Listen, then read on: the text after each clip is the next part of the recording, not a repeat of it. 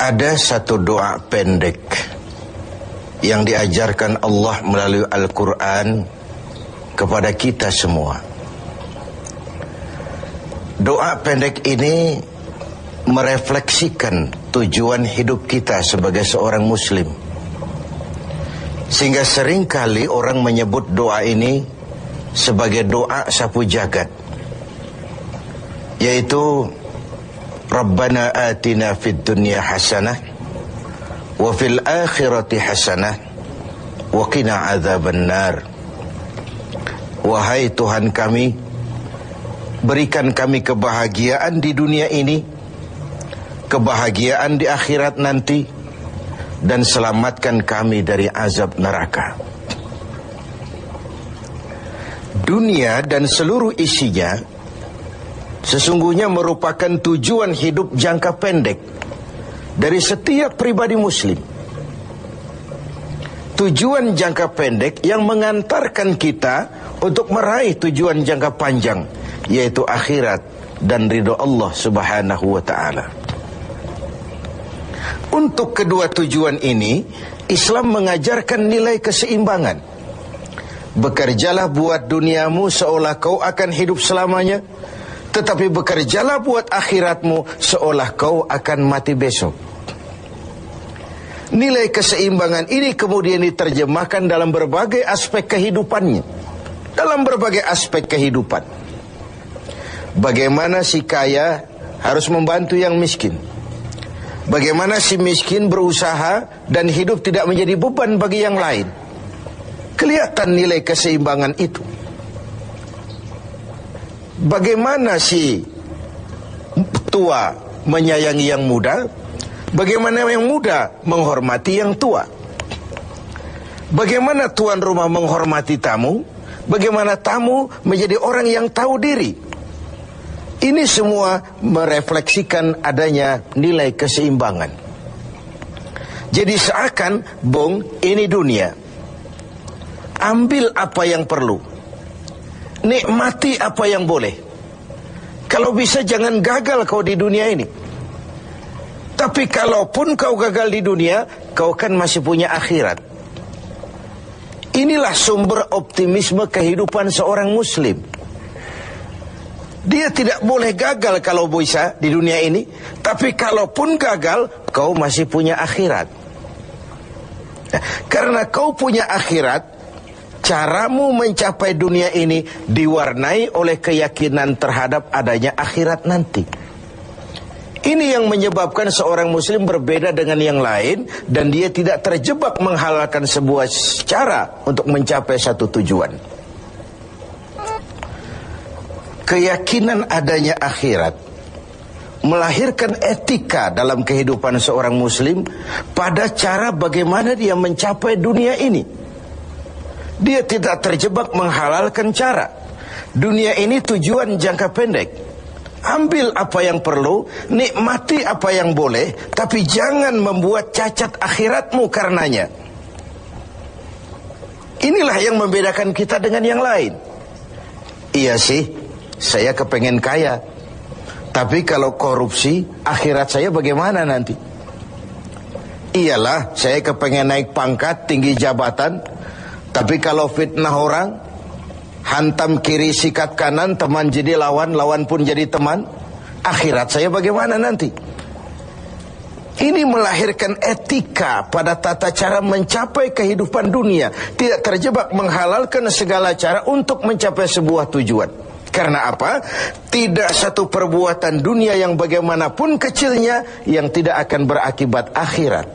Raih duniamu, ambil apa yang perlu, nikmati apa yang boleh, tapi pada sisi lain jaga jangan sampai dia membuat cacat di akhirat nanti. Nah, seorang muslim yang baik tentu yang pandai meraih dua tujuan ini, mencapai fid dunya hasanah wa fil akhirati hasanah. Sementara Rasul pernah mengajarkan, bukan orang yang terbaik dari kamu orang yang hanya mengejar dunia dengan menyia-nyiakan akhiratnya. Seperti juga bukan orang yang terbaik yang mengutamakan akhirat dengan menyia-nyiakan dunianya. Tapi orang yang terbaik man jama'akuma, orang yang pandai mengkombin antara keperluan dunia dan kepentingan akhirat nanti. Nah, untuk mencapai tujuan ini, tujuan dunia sebagai tujuan jangka pendek bisa dicapai dengan ilmu, dengan sains, dengan pengalaman, dengan nasib. Makin banyak ilmu, makin mudah meraih dunia. Makin syarat kita dengan pengalaman, makin mudah meraih dunia. Atau karena faktor nasib, lalu kita bisa meraih dunia. Sementara akhirat hanya bisa diraih dengan prestasi ibadah kepada Allah Subhanahu wa ta'ala. Prestasi ibadah. Jadi dunia kita capai dengan prestasi ilmu, prestasi pengalaman, atau karena faktor nasib. Akhirat kita capai hanya dengan prestasi ibadah kepada Allah Subhanahu wa ta'ala. Kalaupun ada efek dunianya, dari solat kita, dari puasa kita, dari haji kita, dari zakat kita, itu sekedar side effect. Tapi sasaran utama adalah akhirat dan ridho Allah. Untuk mencapai dua tujuan ini, Allah memberikan alat untuk mencapai tujuan.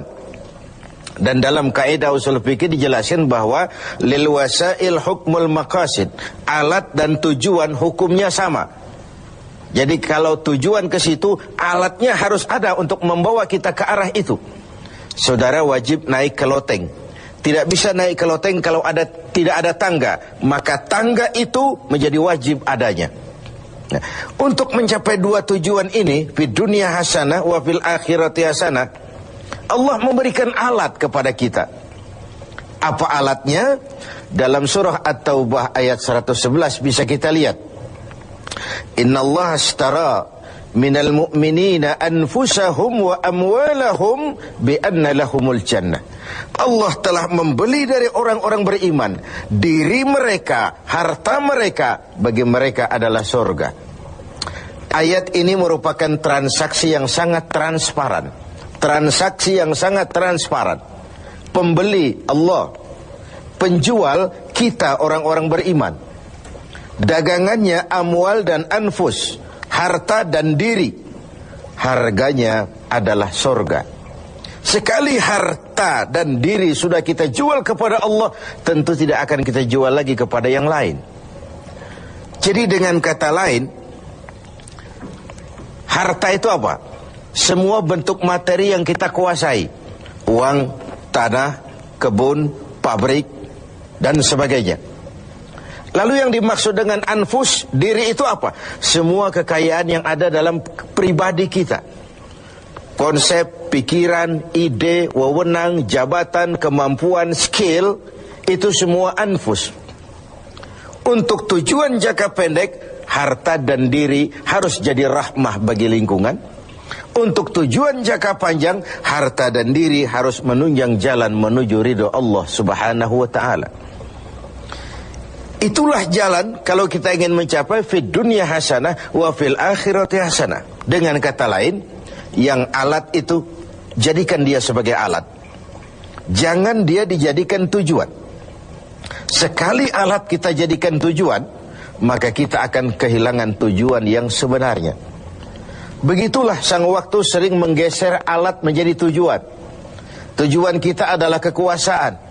Tujuan kita adalah kekayaan. Tujuan kita adalah popularitas. Tujuan kita adalah menghimpun segala macam kekuatan.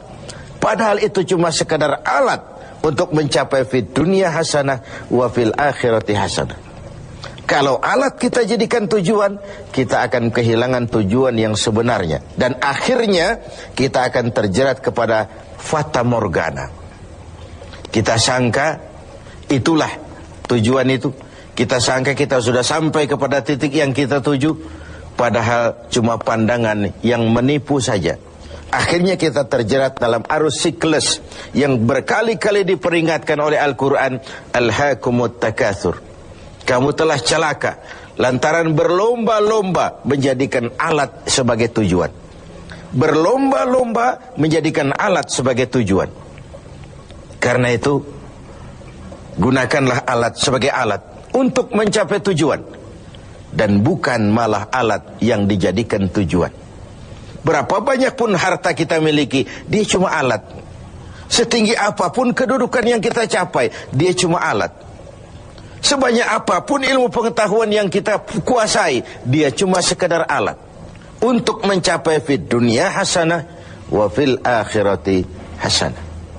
Dengan puasa Ramadan kita harapkan menjadi laboratorium rohani yang membina nilai-nilai keseimbangan.